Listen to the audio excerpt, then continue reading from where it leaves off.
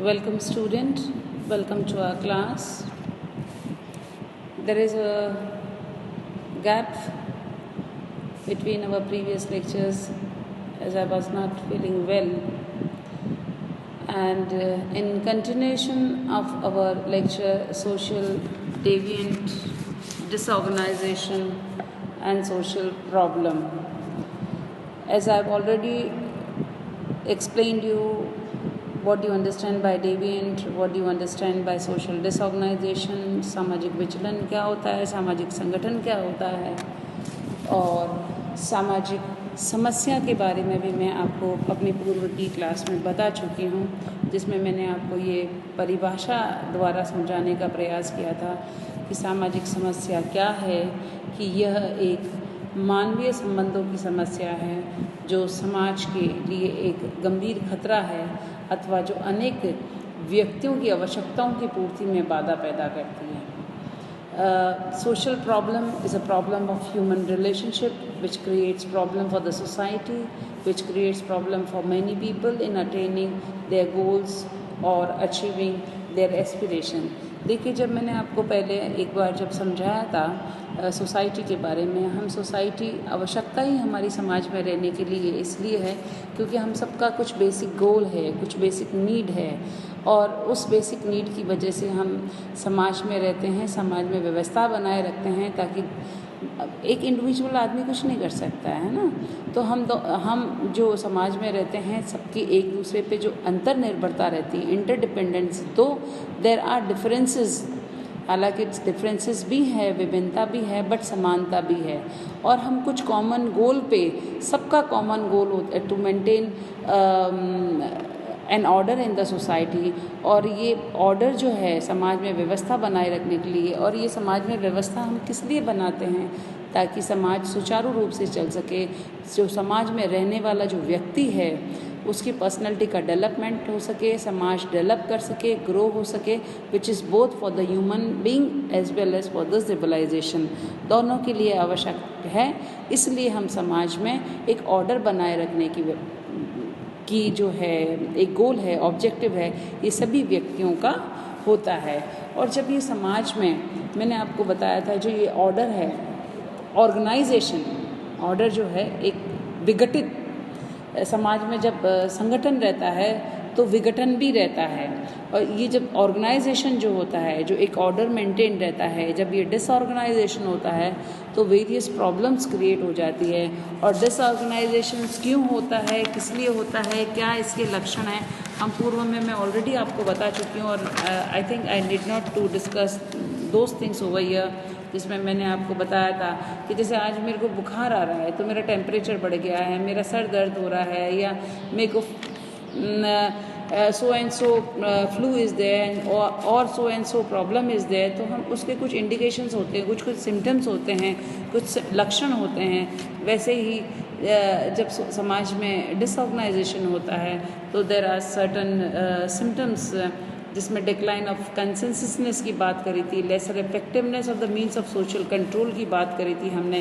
Emphasises और individualism की बात कही थी, lesser importance of collective ideals, conflict of morals and institutions, transfer of functions from one group to another, uncertainty of status role and fast speed of social change, सामाजिक परिवर्तन की गति तेज होना, परिस्थिति और भूमिका की अनिश्चितता होना, कार्यों का एक समिति से दूसरों को हस्तांतरण होना, रूढ़ियों एवं संस्थाओं का संघर्ष होना, सामाजिक आदर्शों का महत्व कम होना, और व्यक्तिवाद पर जोर देना, सामाजिक नियंत्रण के साधनों का प्रभाव कम होना, और एक मतदाता का ह्रास होना। जब ये सारी चीज़ें होती हैं तो हम ये कहते हैं कि समाज सोशल डिसऑर्गेनाइजेशन हो रहा है सोसाइटी में, और ये सोशल डिसऑर्गेनाइजेशन जो है definitely lead to social problem in the society, and social problem as I just now told you, एक ऐसे संबंधों की समस्या होती है, एक ऐसी प्रॉब्लम होती है जो मनुष्य के लिए खतरा, मानवीय समाज के लिए खतरा होती है, जो व्यक्तियों की आकांक्षाओं, जो एस्पिरेशंस होते हैं क्योंकि अभी जस्ट मैंने आपको स्टार्टिंग में आपको बताया कि क्योंकि हम समाज में रह ही हमारे डेवलपमेंट के लिए रहे, for the development of human being as well as for the development of the society. और जब हम डेवलपमेंट ऑफ ह्यूमन बीइंग और सोसाइटी की बात करते हैं तो दोनों के लिए आवश्यक है सोसाइटी में एक ऑर्गेनाइजेशन, एक सिस्टम बना रहे, एक सिस्टम मेंटेन्ड रहे जिसमें व्यक्ति आराम से रह सके, केओस ना हो, डेवलपमेंट विकास हो व्यक्ति का और समाज दोनों का। तो social problem is a state of fear, tension, conflict and anxiety. It also hinders the fulfilment of our need, हमारी जो बेसिक नीड है। देखिए हम समाज, जब सोसाइटी पिछले साल जब मैं आपको एक्सप्लेन कर रही थी तो मैंने ये बताया था समाज में हमारी सभी आवश्यकताएं, चाहे हमारे biological, social, psychological, economical, political, सभी प्रकार, रिलीजियस, सभी प्रकार की आवश्यकताओं की पूर्ति हमारे समाज में होती है और इन्हीं आवश्यकताओं की वजह से हम समाज में रह रहे हैं। अगर ये हमारी आवश्यकता है, बिकॉज व्यक्ति पहले जंगलों में अकेला ही घूमता था, ये आवश्यकता ही उसे समूह में रहने के लिए बाध्य किया है। It is the need of the human being that he is dependent on the other human being. That is why he started living in a group. समूह में वो तभी रहने लगा है क्योंकि उसकी आवश्यकता है, उसकी नीड है और इस नीड की पूर्ति के लिए वो समूह में रहना, और ये समाज में जो है उसकी सभी तरह की आवश्यकताओं की पूर्ति होती है। Now coming to our main point, which I want to highlight in this lecture especially, कि सामाजिक समस्या एक ऐसी स्थिति है जो वस्तु से लोगों के प्रतिकूल रूप में प्रभावित करती है, जिसका समाधान सामूहिक क्रिया द्वारा होता है। Social problem is that state which affect many people adversely and it eradicated by the collective effort. सामाजिक समस्या एक ऐसी स्थिति है जिसमें जो डेफिनेटली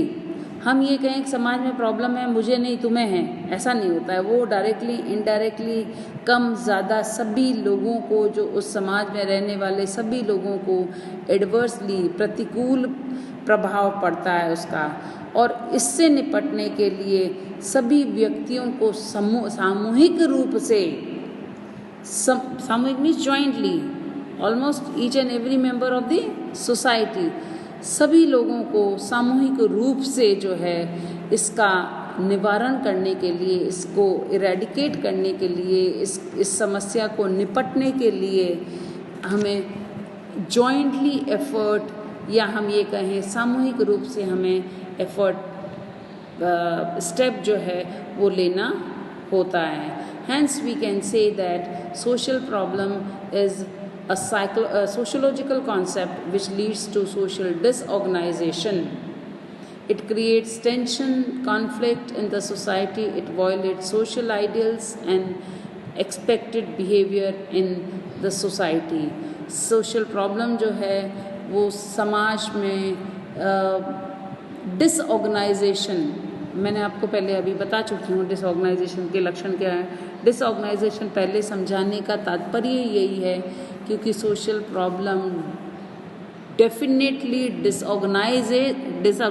योर सोसाइटी। सामाजिक विघटन आपकी जो समाज जो है वो सामाजिक समस्या समाज में सामाजिक विघटन को उत्पन्न करती है। और विघटन और संगठन क्या होता है, इसलिए आपको पहले बताना आवश्यकता, जो कि हमने अपनी पूर्व की क्लास में आपको बता चुके हैं कि विघटन क्या है और संगठन क्या है ना। तो ये सामाजिक समस्या जो होती है वह समाज में विघटन को उत्पन्न करती है और इस विघटन की वजह से समाज में तनाव, अराजकता, संघर्ष, इन सभी को उत्पन्न करती है या पैदा करती है। सामाजिक समस्या समाज के आदर्श तथा अपेक्षित व्यवहारों का उल्लंघन है। देखिए हम जब समाज में रहते हैं, इवन समाज, अगर मैं फैमिली की बात भी करूं, तो जब हम घर में रह रहे होते हैं, हमारे घर में अलग अलग मेंबर्स होते हैं। सपोज़ आपको अगर घर के एक व्यक्ति को अगर सोना होता है और दूसरे व्यक्ति को अगर गाना सुनना होता है, तो वो क्या करता है, वो अपने गाने की पिच जो है कम करता है कि उसी को सुनाई दे या उसी के कमरे में सुनाई दे। It does not disturb the other member of the house ही नहीं, इवन नेबर्स ऑल्सो। इसलिए आपने कई बार देखा होगा कि हमारे यहाँ सिस्टम है कि अगर आपको ज़्यादा से ज़्यादा फेस्टिवल्स या किसी के कोई रिलीजियस ओकेशंस होते हैं, हमें अधिकार भी हैं, हम अपनी